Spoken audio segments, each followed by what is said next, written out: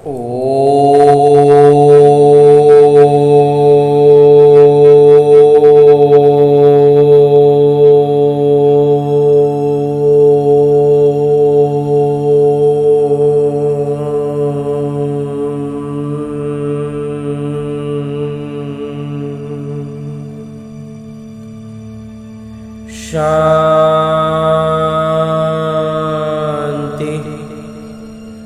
ओम शांति बाबा। बाबा ओम शांति। आज 28 जुलाई 2023 की मुरली है।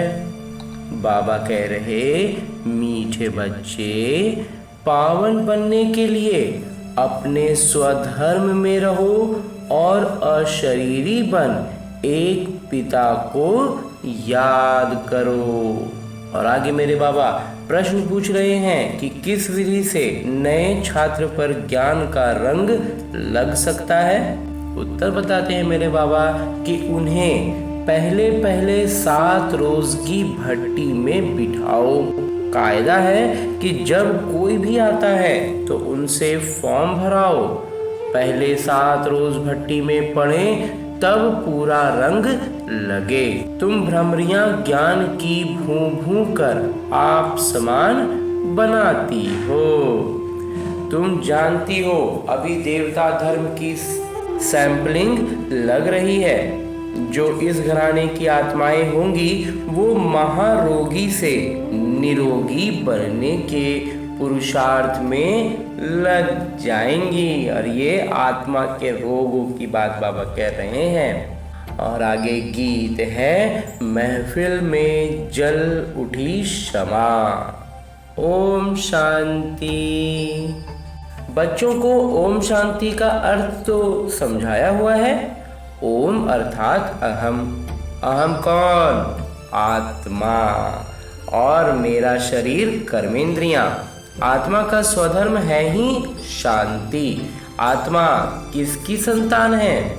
आत्माएं शांति धाम में रहती हैं।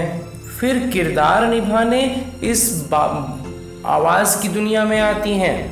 अब बेहद के पिता कहते हैं, हे बच्चे, अपने स्वधर्म में रहो, अशरीरी होकर बैठो, बाबा को याद करो। उस बाबा को क्षमा भी कहते हैं। अब ये है महफिल पतित मनुष्यों की। इस समय ये पतित दुनिया है, मनुष्य मात्र पतित हैं। समझाया गया है, सतयुग में भारत पावन था, गृहस्थ धर्म था, जिसको सुखधाम कहते हैं। भारत पावन था, अभी पतित है। जब पावन था तो सुखधाम था, अभी तो पतित है, दुखधाम है। ये चक्र फिरता रहता है। अभी ये है कल्याणकारी संगम युग, जबकि पतित मनुष्य सृष्टि पर बाबा को आना पड़ता है। इस पतित दुनिया में आना पड़ता है, पतित मनुष्य सृष्टि को पावन बनाने। पुरानी दुनिया से नई दुनिया बाबा रचता ही बनाते हैं। बाबा जो रचयिता है वही बनाएंगे ना। तो जिसको परम पिता परमात्मा कहा जाता है, सब भक्तों के भगवान एक हैं। तो बाबा कहते हैं, मुझे भी पतित दुनिया, पतित शरीर में आना पड़ता है। परम धाम से एक ही बार आता हूँ, भारत को पावन दैवी राज्य बनाने। इस विश्व की इतिहास भूगोल को कोई नहीं जानते, क्योंकि सब नास्तिक हैं। एक भी आस्तिक मनुष्य नहीं। बाबा को न जानने के कारण निधन के बन पड़े हैं, सब गरीब हो गए हैं, आपस में लड़ते झगड़ते रहते हैं। घर घर में कितनी अशांति है। सतयुग आदि में वन अलमाइटी अथॉरिटी, सर्वोच्च सत्ता, देवी देवताओं का राज्य था, सुखधाम था। फिर दुखधाम कैसे बना, ये कोई नहीं जानते। ज्ञान है ब्रह्मा का दिन, ब्रह्मा की रात, तो भक्ति ब्रह्मा की रात है। सन्यासी लोग कहते हैं ज्ञान, भक्ति और वैराग्य।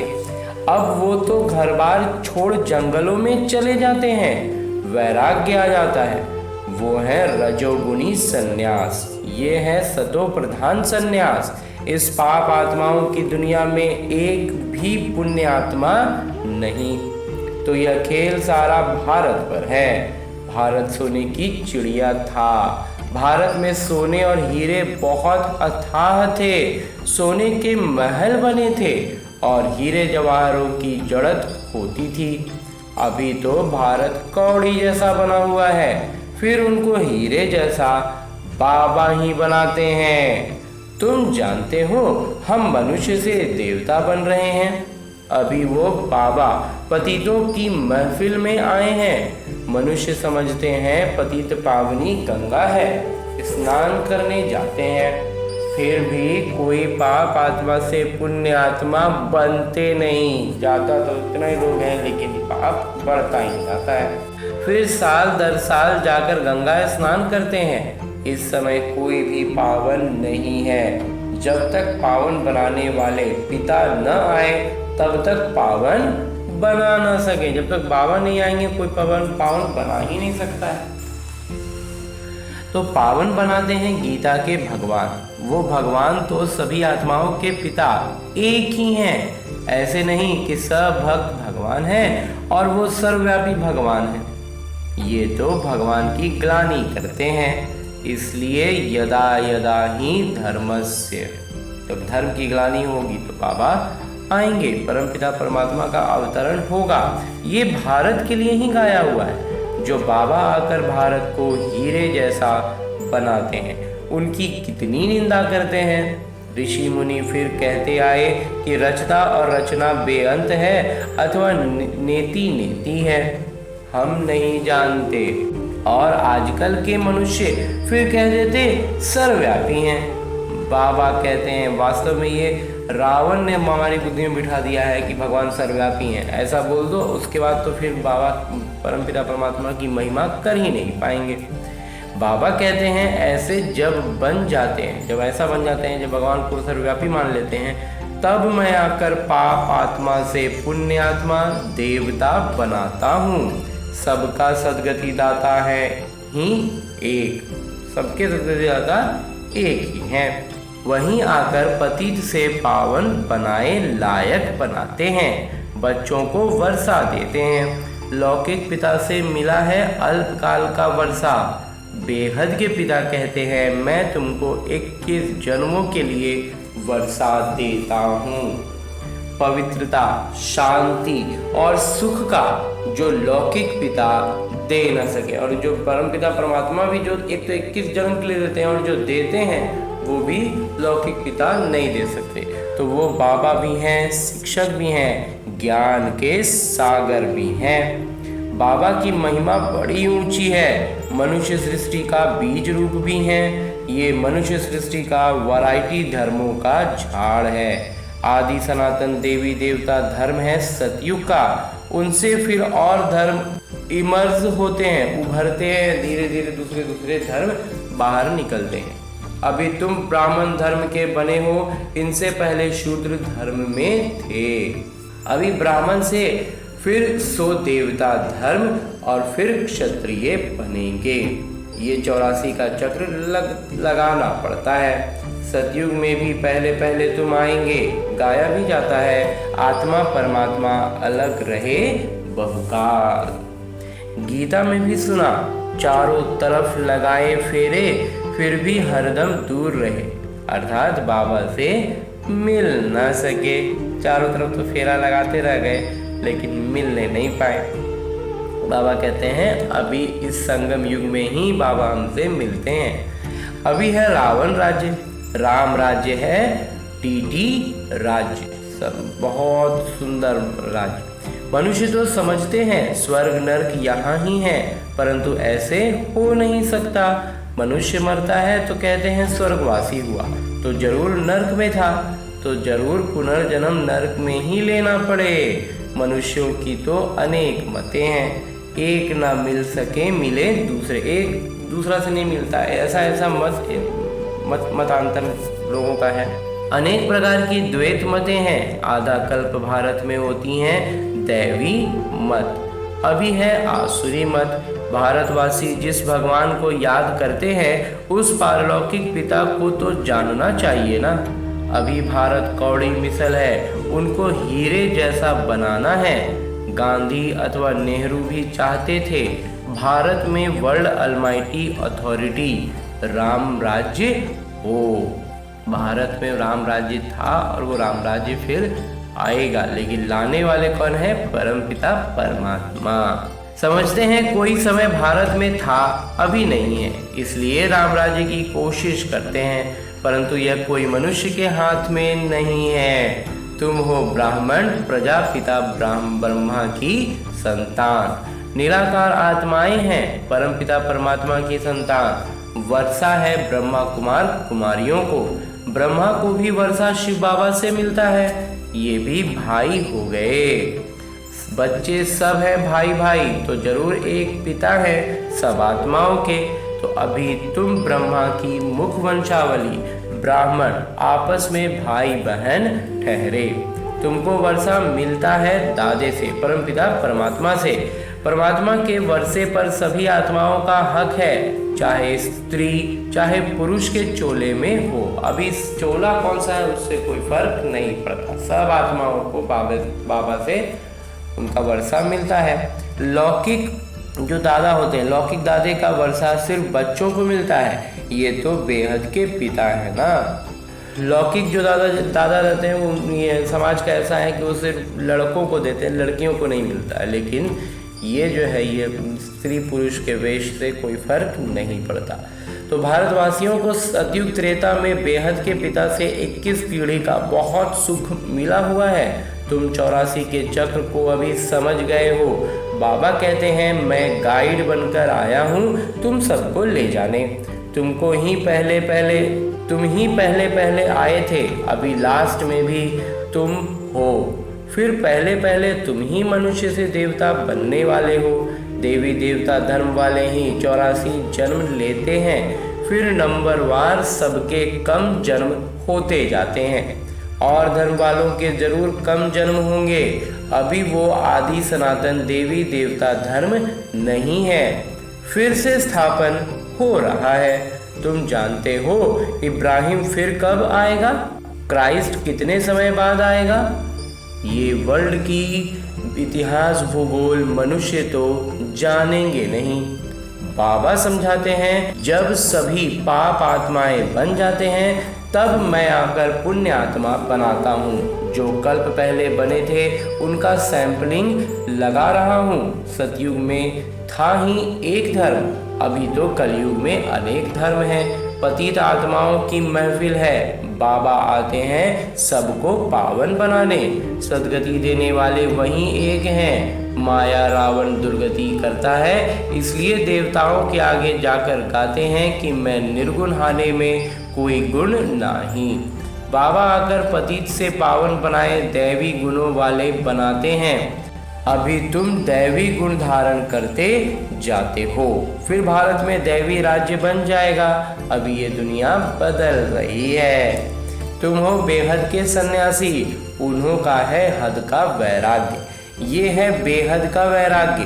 तुम सारी पुरानी सृष्टि को भूल अपने पिता को याद कर वर्षा लेते हो। बाबा कहते हैं मुझे याद करेंगे तो उस याद अथवा योग अग्नि से विकर्म विनाश होंगे, फिर तुम विक्रमाजीत बनेंगे। बाबा ने समझाया है जब कोई 4-5 इकट्ठे आते हैं तो फॉर्म अलग अलग भराओ तो मालूम पड़े कि वो किस धर्म का है। अनेक धर्म अनेक मतें हैं ना, तो देवी देवता धर्म वालों को ही तीर लगेगा। कराची में हमेशा अलग अलग समझाते थे। फॉर्म भराने का कायदा भी जरूरी है। 7 रोज भट्टी में पड़ना पड़े क्योंकि महारोगी बन पड़े हैं।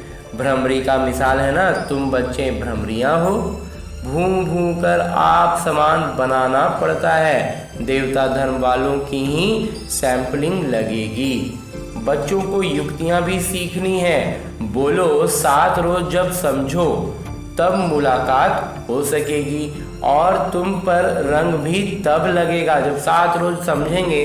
तो जिनको रंग लगना होगा तब उनको रंग लग जाएगा और फिर वो ज्ञान को से परिचित हो जाएंगे। और बाबा कहते हैं ना, जिनको पकड़ना होगा वो 7 रोज में अच्छे से पकड़ भी लेंगे। तुम सभी ब्रह्मा कुमार कुमारियां हो, मनुष्य इतनी भी नहीं पूछते इतने ब्रह्मा कुमार कुमारियां क्या हैं, कौन हैं? अरे प्रजापिता ब्रह्मा की संतान, तो जरूर ब्रह्मा कुमार कुमारियां ही कहेंगे ना। हाँ जी बाबा। क्रिमिनल असॉल्ट हो ना सके, कोई भी विकार का काम नहीं करना है।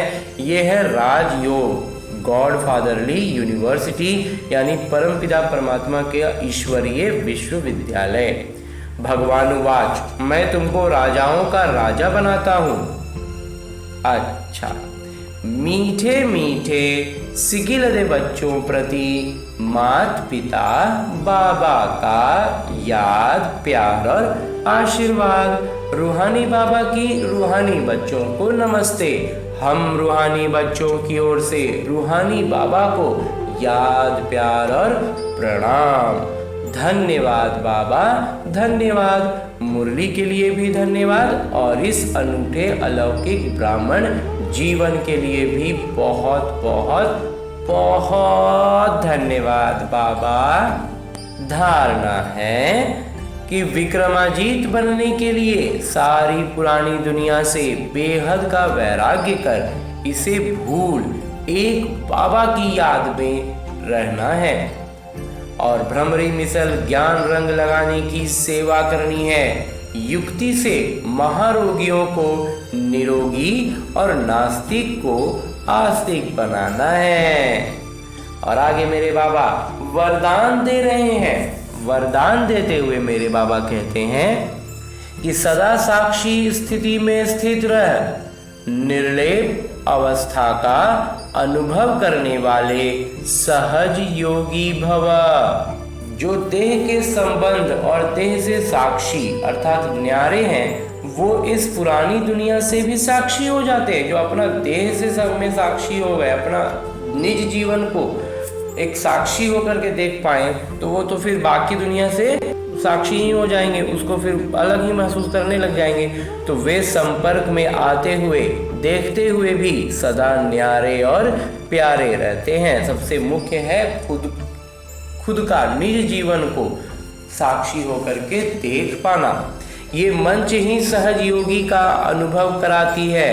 इसी को कहते हैं साथ में रहते हुए भी निर्लेप। आत्मा निर्लेप नहीं है, लेकिन आत्म अभिमानी जो अवस्था है वो निर्लेप अवस्था, माया के लेप व आकर्षण से परे है। इस अवस्था में रहने वाले माया के वार से बच जाते हैं। और इसके बाद स्लोगन है, मुरली का उपदेश है कि शुभ भावना और शुभ कामना द्वारा सूक्ष्म सेवा करने वाले ही महान आत्मा हैं। और इसके आगे मातेश्वरी जी के महावाक्य, मम्मा की मीठी बातें। मम्मा कहती हैं परमात्मा एक है, बाकी सर्व मनुष्य आत्माएं हैं। और ये तो सारी दुनिया जानती है कि परमात्मा एक है और वो सर्वशक्तिवान है, जानी जाननहार हैं। ऐसे तो सारी दुनिया खुद भी कहती है कि हम परमात्मा की संतान हैं, लेकिन परमात्मा एक है। भल कोई धर्म वाला हो, वो भी परमात्मा को ही मानते हैं। वो भी अपने को परमात्मा द्वारा भेजा हुआ संदेश वाहक समझते हैं। ऐसे ही संदेश लेकर अपने अपने धर्म की स्थापना करते हैं। जैसे गुरु नानक ने भी परमात्मा की इतनी बड़ाई की।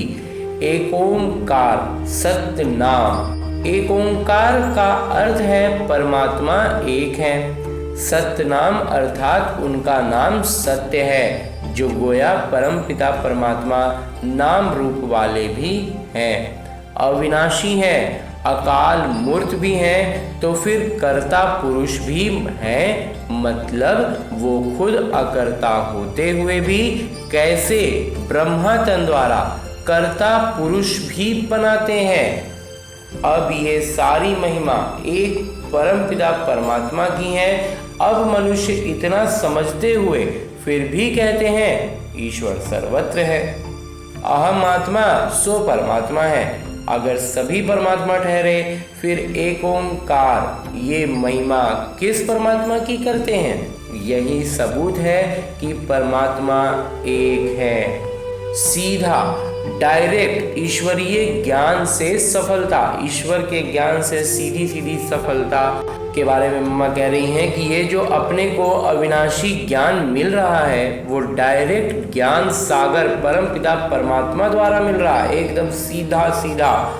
इस ज्ञान को हम ईश्वरीय ज्ञान कहते हैं क्योंकि इस ज्ञान से मनुष्य आदि मध्य अंत सुख पाते हैं, अर्थात जन्म जन्मांतर दुख के बंधन से छूट जाते हैं, कर्म बंधन में नहीं आते हैं। इसलिए ही इस ज्ञान को अविनाशी ज्ञान कहा जाता है। अब ये ज्ञान सिर्फ एक ही अविनाशी परमपिता परमात्मा द्वारा हमें प्राप्त होता है क्योंकि वो खुद अविनाशी हैं। बाकी तो सब मनुष्य आत्माएं जन्म मरण के चक्र में आने वाली हैं, इसलिए उनसे मिला हुआ ज्ञान हमें कर्म बंधन से छुटकारा देने वाला नहीं है।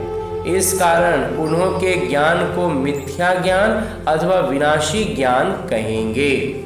लेकिन ये देवताएं सदा अमर हैं क्योंकि इन्होंने अविनाशी परमपिता परमात्मा द्वारा ये अविनाशी ज्ञान प्राप्त किया है। तो इससे साबित है कि परमपिता परमात्मा भी एक हैं तो उनका ज्ञान भी एक है। इस ज्ञान में दो मुख्य बातें बुद्धि में रखनी है। एक तो इसमें विकारी कलयुगी संग दोष से दूर होना है और दूसरी बात है कि मलेच्छ खान पान आदि की परहेज रखनी है। इस परहेज रखने से ही जीवन सफल होती है। अच्छा, ओम शांति। ओम शांति मम्मा। ओम शांति बाबा। ओम